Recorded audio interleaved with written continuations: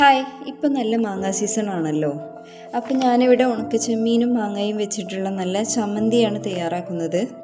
അതിലേക്ക് ചേർക്കാനായിട്ട് 10 ചെറിയുള്ളിയും കുറച്ച് ഉണക്കച്ചെമ്മീനും പിന്നെ കറിവേപ്പിലയും പിന്നെ 2 മാങ്ങ കഷ്ണങ്ങളാക്കിയത് ഇത്രയൊക്കെയാണ് വേണ്ടത്. പാൻ അടുപ്പത്ത് വെച്ച് ചൂടായതിന് ശേഷം വെളിച്ചെണ്ണ ഒഴിച്ച് കൊടുക്കുക. എന്നിട്ട് അതിലേക്ക് ചെറിയുള്ളി കഷ്ണങ്ങളാക്കിയത് ഇട്ട് മൂപ്പിച്ചെടുക്കാം.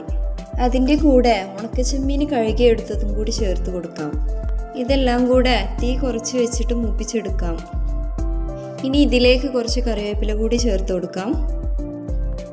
ചെറുതായിട്ട് ഇളക്കി കൊടുത്ത് കുറച്ച് ടൈം എടുത്തിട്ട് ചെറുതീയിൽ മൂപ്പിച്ചെടുക്കുക.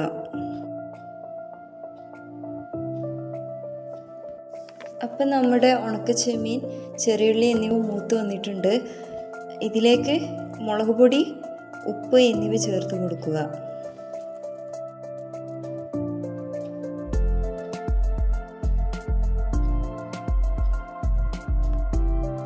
എന്നിട്ട് ആ ചട്ടിയുടെ ചൂടിൽ തന്നെ വെച്ച് അതിലേക്ക് കുറച്ച് മാങ്ങ കഷ്ണങ്ങൾ ഇട്ട് കൊടുക്കുക.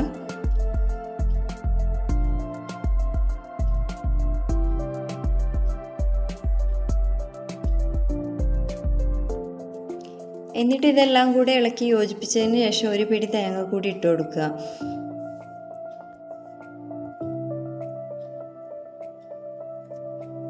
തേങ്ങ ചേർത്ത് ചൂടറിയതിന് ശേഷം മിക്സിയുടെ ചെറിയ ജാറിലിട്ട് ഇതെല്ലാം കൂടെ അരച്ചെടുക്കാം.